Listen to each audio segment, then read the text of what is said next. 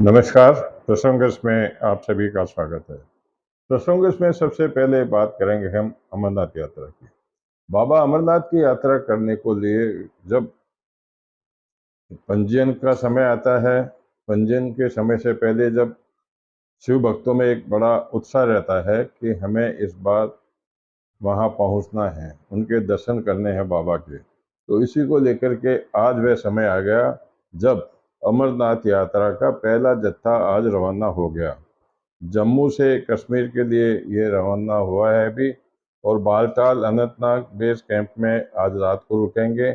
उसके बाद में सुरक्षा के काफिले के साथ में यह काफिला आगे बढ़ेगा और 29 जून को बाबा अमरनाथ के दर्शन होंगे। इसके लिए कि पंजीयन की व्यवस्था की गई, सुरक्षा की व्यवस्था की गई है। देश से ही नहीं, विदेशों से भी शिव भक्त यहाँ पर पहुँचते हैं और जिसको लेकर के काफ़ी उत्साह का माहौल बना हुआ है। बात कर लेते हैं झारखंड की भी। अरविंद केजरीवाल की मुश्किलें बढ़ती जा रही है। उन्हें ईडी के बाद में सीबीआई के आरोपों के मामले में उनको गिरफ्तार किया है। तो वहीं झारखंड के पूर्व मुख्यमंत्री हैं हेमंत सोरेन, जो लगभग पिछले 4-5 महीनों से जेल में थे, बरसा मुंडा जेल में बंद थे। उनको हाईकोर्ट से जमानत मिलने के बाद में आज अभी जब मैं आपसे रूबरू हो रहा हूँ, तब वो जेल से बाहर आ गए हैं। काफ़ी संख्या में उनके प्रशंसकों ने, उनके समर्थकों ने, उनके शुभचिंतकों ने जेल से आने के बाद में उनका स्वागत किया और वो उसी परिवेश में बड़ी हुई दाढ़ी और कंधे पर गमछा लपेट करके सबका अभिवादन स्वीकार करते हुए आगे की ओर बढ़ गए। उन पर जमीन घोटाले के मामले में बहुत बड़ा आरोप था, जिससे वो जेल में बंद थे और पहले 13 जून को बहस पूरी हो चुकी थी, लेकिन फैसला सुरक्षित रखा हुआ था।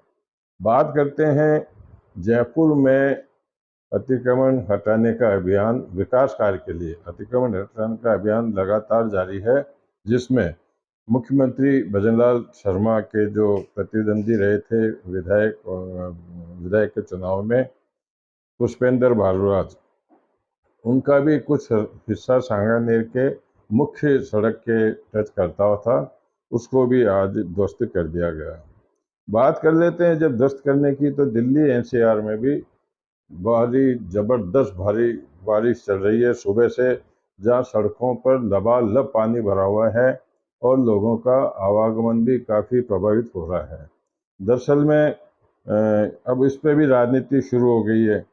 यहाँ आप पर आरोप लगाए जा रहे हैं कि आपकी सरकार ने कुछ नहीं किया, और इसमें लेकर के अब अ, सबसे बड़ी बात यह है कि पानी के निकास की व्यवस्था की गई। आपके जो नेता हैं वो कह रहे हैं कि नहीं, हमने पूरी पानी के निकास की जो सुविधाएं शुरू कर दी है और देर रात तक आज अधिकांश सड़कों से पानी निकल जाएगा। बात करते हैं नीतीश बाबू की। नीतीश बाबू को ईमानदारी के रूप में माना जाता है। ईमानदारी के रूप में देखो, नेताओं की बातें हैं, मैं कुछ नहीं कहना चाहता। लालू यादव पर काफ़ी केस भ्रष्टाचार के, उनके परिवार पर मुकदमे दर्ज हुए थे, उनको जेल भी जाना पड़ा। लेकिन अब एक जो ताज्जुब वाली बात है कि बिहार के अंदर पिछले 10 दिनों में आज चौथी बार एक पुल गिर गया। यह पुल गिरने से अब वहाँ बिहार में राजनीतिक चर्चाएं बढ़ी हुई है। सबसे पहले अररिया, सिवान और मोतिहारी में भी पुल रहा था। अब ये इस पे सवाल उठने लगे हैं इसकी गुणवत्ता पे, कि जो पुल निर्माण किए गए थे, उन पुल निर्माण में काफ़ी कुछ घालमेल रही, मतलब मापदंड के अनुसार विकास नहीं हुआ। संसद के दोनों सदनों में आज राष्ट्रपति के अभिभाषण के लिए धन्यवाद प्रस्ताव पर चर्चा हुई, लेकिन उसमें बहस को लेकर के विपक्ष और पक्ष आमने सामने हो गए।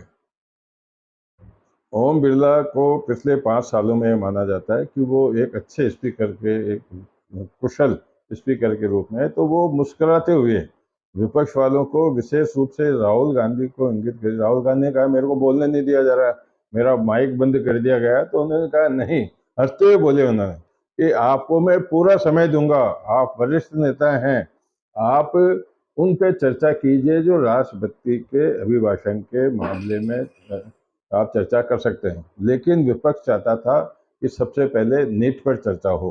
नीट का उन्होंने कहा कि नीट क्योंकि आम जन से जुड़ा हुआ है, युवाओं के जुड़ा हुआ है, इस पर बहस होनी ज़रूरी है।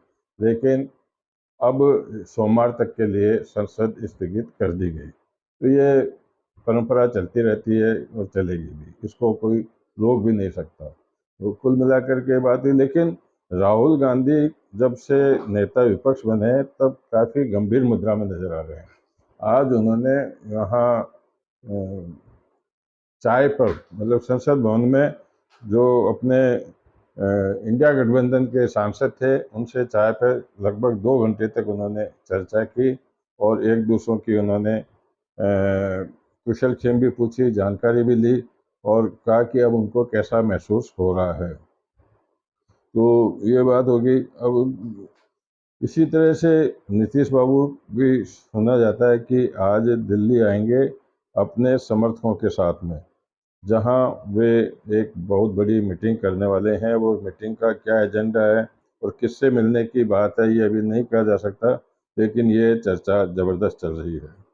बात कर लेते हैं बरसात की, तो बरसात के सेकंड फेज में बात कर लेते हैं। दिल्ली में आज सुबह भारी वर्षा के कारण जो दिल्ली का सबसे बड़ा प्रमुख आईजीआई इंदिरा गांधी हवाई अड्डा है, उसके T1 की छत का हिस्सा नीचे गिर गया, जिससे एक व्यक्ति की मौत हो गई और 8 लोग घायल हो गए और काफ़ी उड़ानों को रद्द भी करना पड़ा। अभी वहाँ FSL की टीम पहुंची है, वो जांच कर रही है कि किस तरह से यह क्या कुछ भी हुआ। राज्य कर्मचारी, हमारे राजस्थान के राज्य कर्मचारियों के लिए दो खुशी की बात है। एक तो जो फिफ्थ और सिक्स पे के वेतन आयोग के दायरे में आ रहे हैं, जिन्होंने ऑप्शन दिया था, उनके महंगाई भत्ते में 9% की वृद्धि की गई है और यह वृद्धि अब 23% से बढ़कर 23.9% हो जाएगी और ये 1 जनवरी 2024 से लागू होगा। इसके साथ ही जो प्रतियोगिता परीक्षा कराते हैं उनको भी अब 600 रुपये मानदेय दिया जाएगा। लगभग बताया जाता है कि 40 से 60% तक की इसमें वृद्धि की गई है। जो परीक्षा करते हैं, प्रतियोगिता परीक्षा कराते हैं, उनके मानदेय में। गहलोत काफ़ी दिनों से अस्वस्थ चल रहे हैं और वो विश्राम कर रहे हैं, तो उन्होंने आज एक्स हैंडल पर अपनी एक पोस्ट की है, जिसमें उन्होंने कहा कि मैं अब पहले से काफ़ी कुछ ठीक हूँ। उन्होंने अपना हेल्थ बुलेटिन जारी किया। उन्होंने कहा कि मैं पहले से बेहतर हूँ और जल्द ही मैं अब लोगों के बीच भी आऊँगा। उन्होंने इतना भी कहा कि मेरे L3 L4 में स्लिप डिस्क की समस्या पीड़ित होने के कारण मुझे चिकित्सकों ने विश्राम की सलाह दी है, लेकिन मेरे जो शुभचिंतक हैं वो कुशल क्षेम पूछने वाले हैं, उनके कॉल्स भी आ रहे हैं, मिलना भी चाहते हैं, तो मैं शीघ्र आप लोगों के सामने आऊँगा। तो यह खुशी की बात ही है। अब बात कर लेते हैं मध्य प्रदेश में।